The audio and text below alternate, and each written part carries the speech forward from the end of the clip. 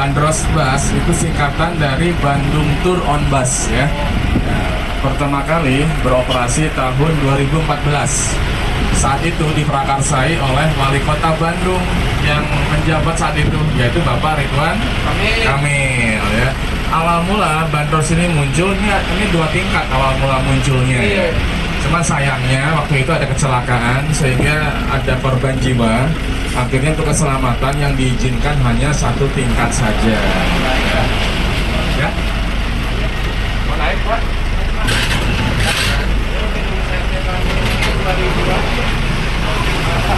Ya, ya.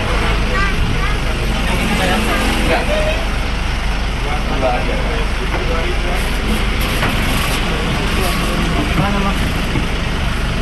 Depan belakang. Bandros singkatan dari Bandung Tour on Bus ya. Pertama kali beroperasi tahun 2014. Diprakarsai oleh Wali Kota Bandung saat itu, yaitu Bapak Ridwan Kamil ya. Nah, sebetulnya yang 2 tingkat masih ada, yang 2 tingkat sebetulnya. Tapi hanya khusus untuk acara-acara tertentu saja ya. Contohnya kemarin pawai juara Persib Bandung ya, pakai yang 2 tingkat. Baik, selama 1 jam ke depan saya akan menceritakan, kita berkeliling kota Bandung. Saya akan menemani Bapak Ibu, kakak adik bercerita tentang sejarah kota Bandung, tentang kulinernya, dan tentang hal-hal menarik lainnya tentang kota Bandung. Siap ya Dek ya? Ya. Untuk keselamatan kita bersama, mohon dipakai sabuk pengamannya. Adalah gedung yang terakhir dibangun oleh penjajah Belanda di kota Bandung. Itu gedung terakhir sebelum datangnya tentara Jepang. Jadi dulu Belanda menjajah Indonesia, khususnya Bandung, selama 350 tahun. Itulah gedung terakhir yang dibangun oleh penjajah Belanda saat menduduki kota Bandung. Kita belok kanan. Yang dari Palembang ngerti arti Hayu Kadaria itu? Tahu artinya? Ayo sini. Iya, come here. Nah, ini merupakan restoran khusus masakan khas Sunda ya. Namanya Alas Daun. Kita makan di situ menggunakan apa, Pak? Daun. Salah, menggunakan tangan, Pak. Makan di situ. Ya deh ya, pakai tangan deh ya. Ya, jalan yang menggunakan nama sungai di kota Bandung. Ada 2 sungai terbesar di kota Bandung, yaitu Sungai Cikapundung dan Sungai Citarum. Dua-duanya sungai tersebut bertemu di sebuah daerah di kota Bandung yang namanya Dayakolot. Nah, Dayakolot itu kalau muncul berita di TV tentang apa beritanya? Tentang banjir, betul. Nah, makanya lokasi asli Bandung yang asli adalah di Dayakolot sebetulnya, bukan di sini. Lokasi Bandung yang asli. Karena sering banjir, akhirnya dipindahkan oleh Belanda dari Dayakolot ke lokasi Bandung yang sekarang ini. Baik, sebelah kanan ini adalah sekolah favorit di kota Bandung, SMA 20. Adiknya nanti mau sekolah SMA di sini, adiknya mau? Jawa. Nah, ini tempat syutingnya film remaja yang terkenal, yaitu Dilan dan Milea. Di sini syutingnya. Di SMA 20 ini syutingnya adik. Sebetulnya nanti adik ikut syuting juga nanti ya. Zaman Belanda yang dibangun tahun 1930-an. Nah, ternyata dulu zaman Jepang berkuasa di kota Bandung, Jepang itu menggunakan gedung SMA 20 tersebut sebagai penjara ternyata. Penjara untuk menahan orang-orang Belanda yang kalah perang. Dan ternyata orang-orang Belanda tersebut gak cuma ditahan di situ, banyak yang disiksa dan meninggal di SMA 20 tersebut. Makanya bagi orang Bandung, gedung SMA 20 gedung yang lumayan angker ya, karena banyak orang Belanda yang meninggal di situ. Kebayang ya, dulu merupakan camp interniran atau penjaranya, sekarang jadi ini dia Jalan Lombok. Nanti di depan sebelah kiri ada tempat sarapan yang sangat terkenal, namanya Kopi Saring Sinar Pagi. Itu buka dari jam 6 sampai jam setengah 10 lah, ramai sekali nih yang cari sarapan di sini. Nah, penuh kan? Itu dia Kopi Saring Sinar Pagi. Saking penuhnya yang ngantri sarapan di situ, muncul istilah yang agak lucu. Yang ingin sarapan di situ harus sarapan dulu. Nah, aneh kan? Ingin cari sarapan tapi harus sarapan dulu kan, ngantri soalnya. Tapi pas kadung ngantri panjang nggak kebagian. Nah, yang tenda warna biru ini tahun 2010 sempat viral, yang tenda biru ini. Dia jual cumi itu ya. Nah, tahun 2010 itu yang ngantri itu pada para ibu-ibu dan pada gadis-gadis panjang sana. Kasih penasaran tuh, kok ibu-ibu dan para gadis ngantri beli di situ? Pas saya lihat yang jual mirip Ariel Noah. Sempat viral dulu. Setelah laku duitnya banyak, pindah dia di tempat lain jualannya. Nah, baik, kita lanjut. Masuk ke kawasan militer, yaitu militer Kodam 3 Siliwangi. Sebelah kiri ini tempat makan anak-anak muda serba 20.000 ya. Nah, tempat nongkrong anak-anak muda. Gak pernah dengar film Hantu Rumah Kentang? Pernah dengar? Film horor nasional? Pernah dengar ibunya? Kalau bapaknya mungkin filmnya film-film India mungkin. Iya. Nah, ada film horor nasional judulnya Hantu Rumah Kentang. Itu terinspirasi dari gedung sebelah kanan ini, restoran Rumah Kentang ini. Nah, sebelah kanan ini. Nah, ini merupakan gedung yang dibangun tahun 1908 oleh penjajah Belanda. Gedung tersebut bekasnya dapur umumnya tentara Belanda. Sempat terbengkalai bertahun-tahun, sekarang direnovasi menjadi restoran Rumah Kentang. Ada mitosnya. Ada ibu-ibu ngendong anak kecil merebus kentang. Ada kecelakaan, anak kecilnya jatuh ke rebusan kentang dan meninggal. Jadi mitosnya kalau malam-malam restoran ini udah tutup, kita jalan-jalan di depan sini, terus ujung-ujung kita mencium bau kentang, artinya kita sedang dihidupi oleh arwah anak kecil tersebut. Itu itu hanya mitos ya, Dek ya, boleh percaya atau tidak. Tapi kalau misalnya nanti malam adik-adik ini ingin membuktikan langsung jalan-jalan depan sini, artinya apa coba? Bukan, artinya kurang kerja. Nah, sekarang jadi restoran ya, namanya Rumah Kentang. Indonesia dan Eropa deh. Nanti berbeda ya. Oke. Ini wajahnya lucu di satu ini wajahnya. Nah, ini contoh di sebelah kiri ini, bekas markas militer Belanda. Nah, sekarang digunakan markas militer Kodam 3 Siliwangi itu. Nah, ini dia. Nah, kita sekarang sedang ada di kawasan militer ya. Ini tuh sudah jadi kawasan militer sejak zaman Belanda.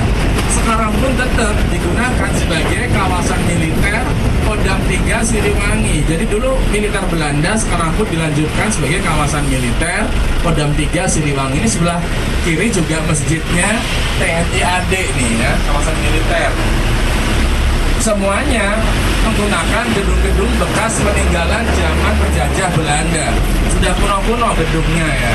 Nah, contoh di depan sebelah kanan, ini juga merupakan bekas markas militer Belanda nih. Nah, kelihatan ya gedung sudah model-model arsitek gedungnya sangat kuno sekali, Kebelandaan. Nah, ini dia. Ini kantornya bos militer Jawa Barat, yaitu Kodam 3 Siliwangi nih. Nah, ini kantornya. Kalau di Semarang ada Lawang Sewu, di Bandung ada pasangannya. Lawang Sewu artinya pintu 1000. Sebelah kiri ini adalah jendela 1000 nih. Nah, ini dia. Ini dulu merupakan markas Menteri Pertahanan Belanda saat dulu. Didirikan tahun 1930. Sekarang menjadi markas militer Kodam 3 Siliwangi. Jadi kita masih ada di kawasan militer sekarang. Ini Jalan Kalimantan ini. Masih nama pulau atau nama provinsi. Jadi itu ciri khasnya. Kalau di Kota Bandung kita sedang ada di kawasan jalan yang menggunakan nama provinsi atau pulau, artinya kita sedang ada di kawasan militer. Nah, tadi kan Rumah Kentang tadi merupakan asal-usul cerita film hantu SMA 3 dan SMA 5. Di situ syutingnya ada mitos hantu Nancy namanya. Dia bunuh diri lompat dari lantai 2 sehingga mitosnya jendela tempat lompatnya Nancy nggak bisa ditutup nggak buka lagi, hingga sekarang. Sebelah kiri ini ada taman lalu lintas. Adek nggak pernah masuk dalam taman lalu lintas, Adek? Belum. Nah, itu gunanya taman lalu lintas untuk anak-anak usia dini belajar rambu lalu lintas biar gedenya nggak sen kiri belok kanan. Nah, siapa pelakunya? Kok terus terang ya ibu-ibu pelakunya. Tapi jangan khawatir ibu-ibu, menurut medsos ibu-ibu adalah ras terkuat di muka bumi. Luar biasa ibu-ibu nih. Nah, ini sebelah kiri ini adalah tua dibandingkan Gedung Sate ini. Itu tertera tahun pendiriannya itu 1913, sudah lama sekali. Itu dulu bekas sekolah Belanda namanya Mulo. Mulo setingkat SMP. Ini juga bekas sekolah Belanda juga yang putih ini. Sekarang jadi SMP 5. Ini dulu sekolah Belanda namanya HIS atau Holland Inlander School, setingkat SD. Ini SD, yang hijau itu SMP, mana SMA-nya? Ada yang tahu? Bukan, yang Nancy tadi SMA-nya. Yang hantu bangku kosong tadi, SMA 3, SMA 5. Jadi ini HIS, Mulo, dan HBS, Hugenburger School, sekolah Belanda SMA. Nah, dari sekolah yang SMP 5 ini, yang cat putih HIS ini melahirkan orang terkenal di Indonesia loh. Presiden. Nah, siapa yang presiden Indonesia lulusan SMP 5 ini coba? Ada 8. Oh, kok bisa tahu Bapak? Luar biasa Bapak ini. Tepuk tangan untuk Bapaknya ini. Dapat hadiah wisata ke Zimbabwe. Nah, memang Habibie lahir di Sulawesi ya, tapi sekolahnya di Bandung. SMP di SMP 5, SMA-nya di Semak Dago. Di mana kuliahnya Bapak Habibie? Jerman. Sebelumnya di ITB selama 6 bulan. Terus beliau ikut program pertukaran pelajar antara kota Bandung dan kota Braunschweig di Jerman. Sehingga beliau akhirnya diangkat menjadi warga kehormatan Jerman. Beliau menemukan teori retak pesawat yang laku dipakai di maskapai penerbangan Eropa, tapi nggak laku di Indonesia. Luar biasa ya Indonesia itu ya. Wah, luar biasa Indonesia. Nah, baik. Nah, ini selingan ya. Kalau saya cerita sejarah terus takut bosan ya. Nah, sama Dada ke anggota Bandros ya. Dada ibu-ibu. Nah,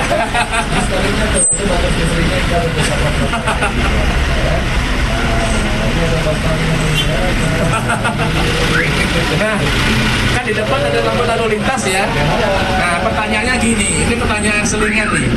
Dari awal tadi kita berangkat, ada berapa lampu merah yang kita lewatin? Ayo, gak perlu ngitung. Ayo, ada berapa? Gak ada. Kenapa kok gak ada? Baru satu. Jadi cuma satu jawabannya. Kurang tepat. Ayo, dari awal tadi kita berangkat, ada berapa lampu merah yang kita lewatin? Gak ada, kenapa? Luar biasa. Kok Bapak bisa tahu sih, Bapak? Saya nggak kena jebakan sih hebat Bapak ini. Nah, sebelah kanan. Sebelah kanan ini adalah masjid yang dibangun oleh orang Tionghoa yang mualaf ya. Mualaf asal Tionghoa, namanya Masjid Lause. Bentuknya kayak kelenteng ya. Ya, itu memang agak unik masjid, bentuknya kayak kelenteng, pusat ibadah agama Tionghoa ya. Yang dibangun oleh mualaf asal Tionghoa namanya Abah Ali Karimoi. Ya, baik, kita lanjut. Sekarang kita ada di Jalan Tamblong ya. Nah, di depan sebelah kanan ini adalah hotel yang usianya cukup lumayan tua di Kota Bandung. Ini adalah Hotel Preanger ya. Hotel Preanger ini didirikan tahun 1879. Bayangin udah lama sekali kan. Dulu pernah ada pasangan yang menikah di hotel ini. Pasangan yang sehidup semati, cintanya romantis, sampai dibuat film layar lebar yang menikah di sini. Siapakah pasangan tersebut? Wah, keren kayak gini ya. Wah. Nah, bentuknya seperti ini zaman Belanda nih, persis sama. Cuma satu bedanya apa coba? Gak ada di Maret. Ya, betul. Luar biasa Bapak ini. Nah, di depan sebelah kanan ada monumen kecil yang punya arti besar bagi Kota Bandung. Itu di sebelah kanan, yaitu 0 km Kota Bandung atau 0 kilometernya Kota Bandung. Ini dia sebelah kanan. Nah, disinilah awal mula Kota Bandung yang baru dibangun. Tadi saya bilang kan daerah asli di Dayakolot kan, daerah aslinya.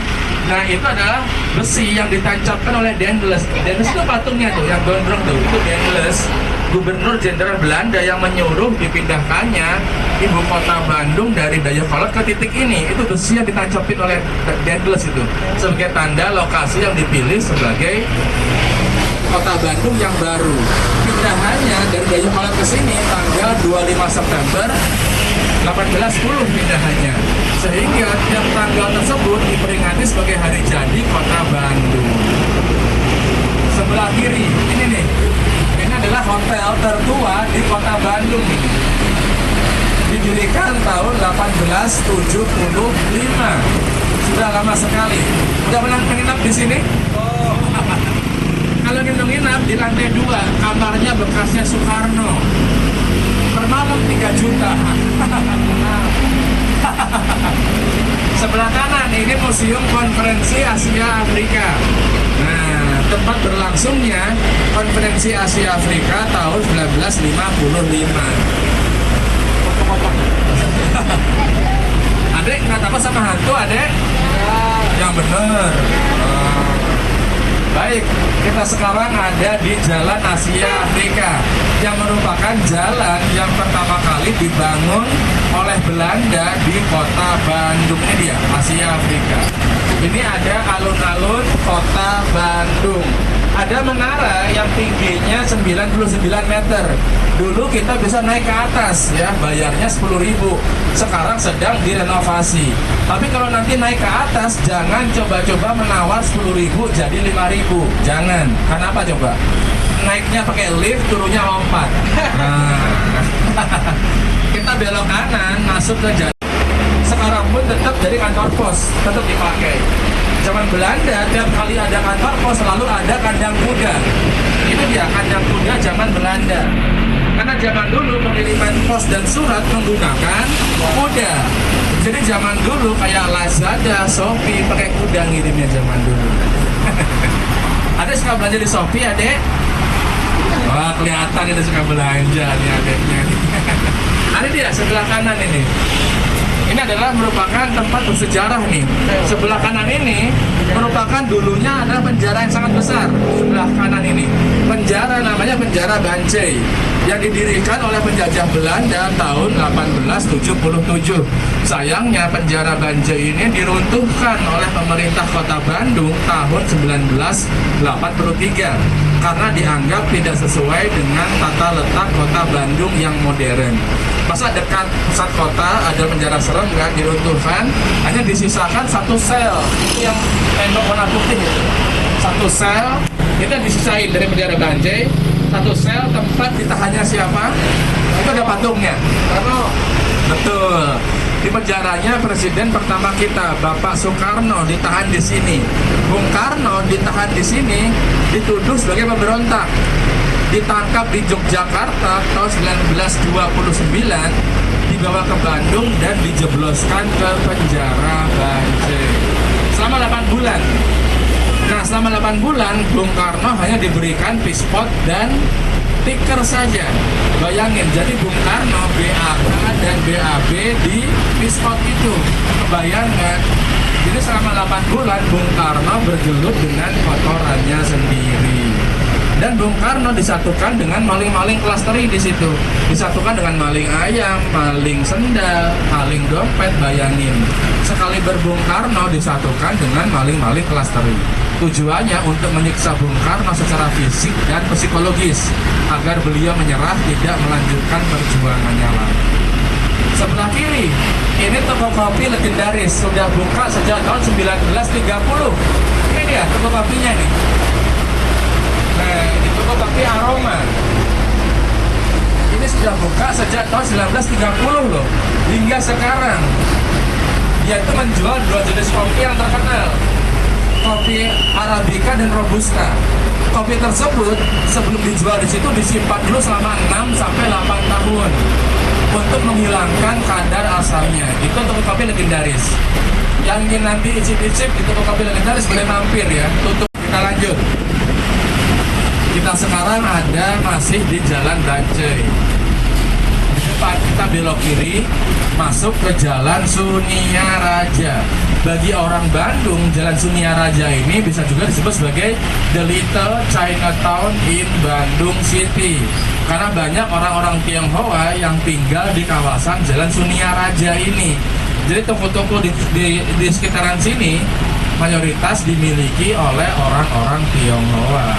Makanya nggak heran disebut sebagai The Little Chinatown in Bandung City. Orang-orang Tionghoa ini melakukan migrasi besar-besaran pada tahun 1825 ke kota Bandung saat pecahnya Perang Diponegoro. Mereka bermigrasi besar-besaran ke kota Bandung dan mereka menetap di kawasan ini hingga sekarang semenjak tahun 1825. Keahlian mereka adalah berdagang ya. Nah pertanyaannya, kenapa orang-orang Tionghoa kok sangat ahli berdagang coba? Kenapa? Ada yang tahu sebabnya, Dek? Karena dulu ada, betul, hampir betul. Karena dulu ada peraturan pemerintah namanya PP 10 ya, yang melarang orang Tionghoa jadi pegawai negeri, jadi militer, jadi pegawai pemerintahan, nggak boleh. Ya bisa apa lagi coba kalau nggak berdagang? Karena memang keahlian mereka karena terpaksa ya, nggak ada lahan yang memperbolehkan mereka menjadi karyawannya. Nah itulah penyebabnya. Jadi bisa karena terpaksa. Mungkin kita juga harus begitu ya. Bisa harus dipaksa gitu. Indonesia biar maju harus dipaksa gitu. Baik, ini dia Sunyaraja. Toko-toko ini kebanyakan dimiliki oleh orang-orang Tionghoa. Betul adek? Wah, adek seru sekali mendengarkan ya adeknya ini. Sudah beli oleh-oleh dari kota Bandung? Oh, tahu pusat oleh-oleh di kota Bandung, yaitu namanya Pasar Baru. Pernah dengar?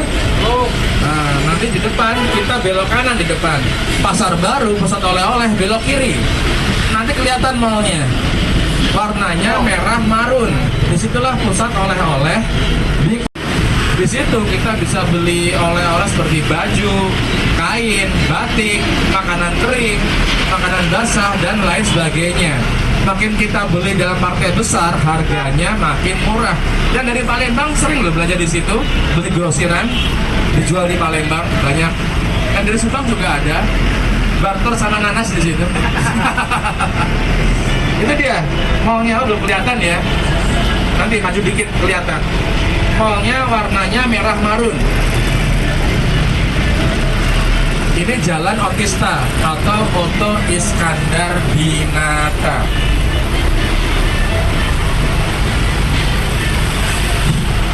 Belum kelihatan ya, masih macet.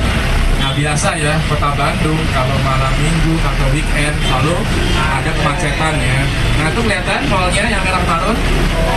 Nah itu dia. Pusatnya oleh-oleh di kota Bandung, namanya Pasar Baru. Nah, yang sering belanja di Pasar Baru bukan cuma orang Bandung aja, bukan cuma orang Indonesia saja, tapi juga orang luar negeri. Orang luar negeri yang paling sering belanja di situ adalah orang mana? Ada yang tahu? Orang Malaysia. Nah, itu ada hotel di sebelahnya Pasar Baru yang nongol hotelnya. Namanya Hotel Heritage. Itu kalau weekend atau long weekend banyak orang Malaysia yang nginep di situ. Itu penuh orang-orang Malaysia semua nginep di situ. Itu nempel sama Pasar Baru sehingga gampang keluar masuknya. Hotel sama Pasar Baru. Nah, bagi yang belum pernah ke Malaysia tapi ingin merasakan suasana Malaysia dengan biaya yang murah, pas long weekend, pas lagi penuh-penuhnya orang Malaysia, silakan main ke hotel tersebut. Serasa ada di Sarawak coba. Selasa ada di Kucing. Jadi kita berada di tengah-tengah orang Malaysia, ngomongnya Melayu semua. Itu ya, itulah biaya yang murah ke Malaysia, main ke Hotel Heritage. Selasa di Malaysia nanti ya. Loh, kota Bandung. Nah pertanyaannya, stasiun kota Bandung kan dibangun oleh Belanda nih. Antara stasiun Jakarta sama stasiun Bandung lebih tua mana coba? Ya, lebih tua mana Pak? Ada yang tahu? Lebih tua Jakarta ya.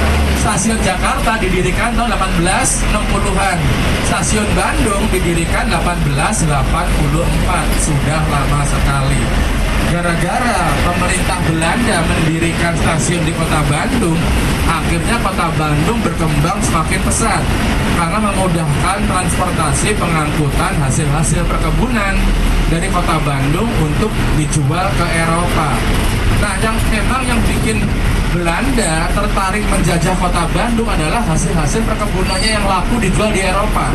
Ada 3 macam hasil perkebunan kota Bandung yang laku dijual di Eropa. Apa aja kira-kira 3 macam itu? Apa aja deh? Apa ya? Puri. Satu lagi apa? Peyem. Belum ada waktu itu. Kalau penyembuhan udah ada. Kopi, teh, dan obatnya malaria. Apa? Kina. Kopi, teh, dan kina. Itulah 3 hasil perkebunan yang laku dijual di Eropa. Nah, tempat yang bersejarah juga. Ini lanjutan cerita tentang Bung Karno, berlanjut di sini. Nah, ini ada gedung bersejarah juga sebelah kiri ini. Gedung bersejarah ini didirikan oleh Belanda pada tahun 1907, udah lama sekali, dan berubah jadi gedung pengadilan tahun 1917. Namanya Gedung Landrat. Landrat artinya gedung pengadilan. Siapakah pahlawan nasional Indonesia yang pernah disidang oleh Belanda di gedung ini? Ya tadi, Bung Karno. Bung Karno setelah ditahan di penjara Banjai selama 8 bulan, beliau dibawa ke sini oleh Belanda untuk disidang, untuk diadili. Setelah sidang selama 4 bulan, akhirnya Bung Karno dijatuhi hukuman 4 tahun penjara oleh penjajah Belanda. Nah, zaman dulu belum ada pengacara yang mau bantu beliau. Jadi akhirnya Bung Karno harus membela dirinya sendiri dengan cara membuat pledoi atau surat pembelaan. Berkat pledoinya yang beliau bacakan di depan pengadilan, akhirnya hukuman beliau berkurang dari 4 tahun hanya menjadi 2 tahun penjara saja. Sebelah kiri, ini gereja tertua di kota Bandung. Namanya Gereja Betel Protestan. Didirikan tahun 1924 oleh Belanda. Kalau dilihat dari atas pakai drone, bentuknya kayak salib ya gereja tadi. Sebelah kanan, ini adalah taman kota tertua di kota Bandung. Taman kota ini didirikan tahun 1817. Sekarang menjadi Taman Wali Kota Bandung karena menjadi satu dengan kantor Wali Kota Bandung. Ini dia, kantor Wali Kota Bandung, yang juga menggunakan gedung peninggalan zaman Belanda. Tapi bayangin dulu gudang, sekarang jadi kantor Wali Kota. Gudang untuk menyimpan hasil-hasil perkebunan sekitaran kota Bandung, yaitu kopi, teh, dan kina. Baik, kita lanjut. Di sebelah kiri nanti ada rumah kuno juga. Rumah kuno bekas miliknya orang Italia yang didirikan tahun 1870. Ini dia. Nah, sebelah kiri ini gedung kuno yang dulu pakai itu hotel dulu. Hotel khusus orang Eropa, tapi orang pribumi dilarang masuk di situ. Khusus orang Eropa. Sebelah kanan, ini rumah dinasnya, bosnya militer Jawa Barat, Pangdam 3 Siliwangi. Ini rumah bosnya militer. Sekarang Pangdam 3 Siliwangi namanya Maijen Dadang Arif. Ada yang tahu siapa Pangdam 50 tahun ke depan? Ada yang tahu nggak? Sudah tahu saya. Ingin tahu siapa? Insya Allah ada ini nih. Amin. Wah, ini kita satu bis dengan calon Pangdam loh ini. Wah, luar biasa deh. Ada tahu dia lagi diomongin adek? Calon Pangdam beliau. Hormat deh. Wah, luar biasa. Nah, kita sekarang ada di Jalan Militer. Itu ciri khasnya ya kalau di kota Bandung. Nah, saya awalnya mengira yang memberi nama-nama provinsi adalah orang Indonesia. Ternyata salah, yang memberi nama adalah orang Belanda ternyata. Apa tujuannya? Agak sombong Belanda. Tujuannya untuk ngasih tahu itulah wilayah-wilayah yang telah mereka berhasil kuasai. Jadi agak sombong Belanda. Dan biar nggak lupa juga mereka, oh saya berhasil kuasai ini ya. Dibuat nama-nama jalan di kota Bandung.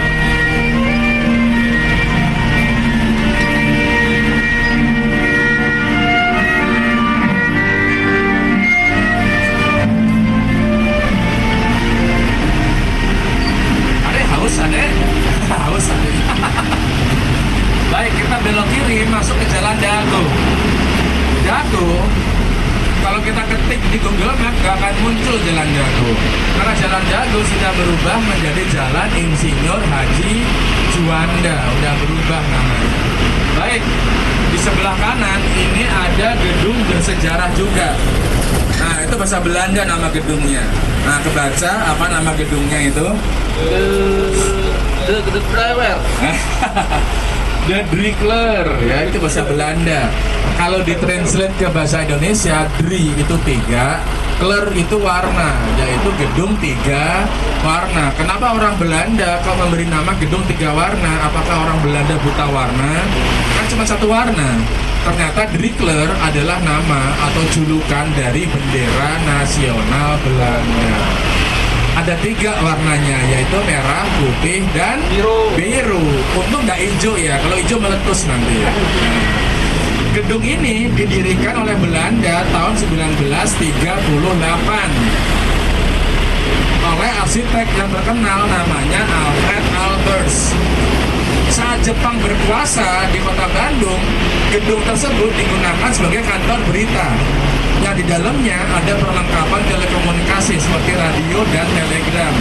Setelah kita merdeka, gedung tersebut dikuasai oleh para pejuang dan memanfaatkan alat telekomunikasi tadi, telegram dan radio digunakan untuk menyebarluaskan informasi tentang kemerdekaan Indonesia ke seluruh Bandung, seluruh Indonesia, bahkan ke seluruh dunia.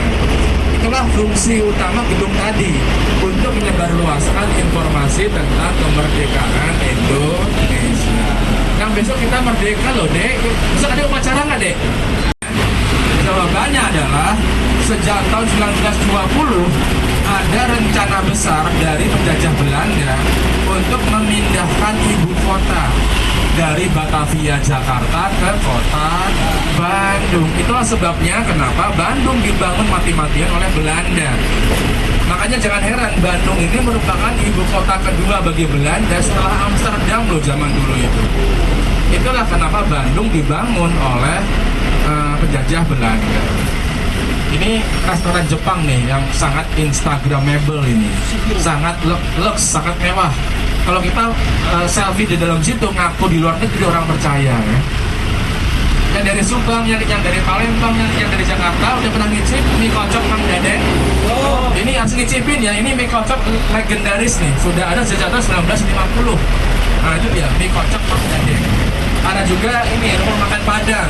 Nah yang dari Palembang beda ya, kan Padang Palembang beda.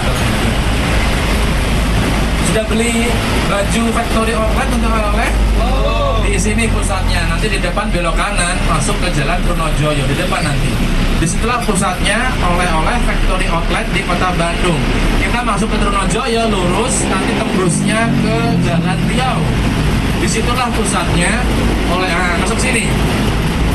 Pusatnya oleh-oleh factory outlet di kota Bandung, dari yang paling mahal sampai yang murah, dari yang bermerek sampai nggak bermerek, ada semua di situ. Sebelah kiri ada restoran Sunda juga, namanya Warung Nasi Bancakan. Di sini sendok, gelas, dan garpunya menggunakan dari seng, nggak ada dari beling, dari seng semua. Itu ciri khasnya ya. Jadi kayak napi, bau-bau piring seng di situ. Baik, gak kerasa ya, sudah hampir 1 jam kita keliling ya, gak kerasa ya. Sahabat, nama panggilan akrabnya? Ada yang lebih akrab lagi? Luar biasa. Ini dia, gedung sate ini didirikan tahun 1924 oleh penjajah Belanda. Sekarang menjadi kantornya Gubernur Jawa Barat. Baik, Bapak, Ibu, kakak, adik.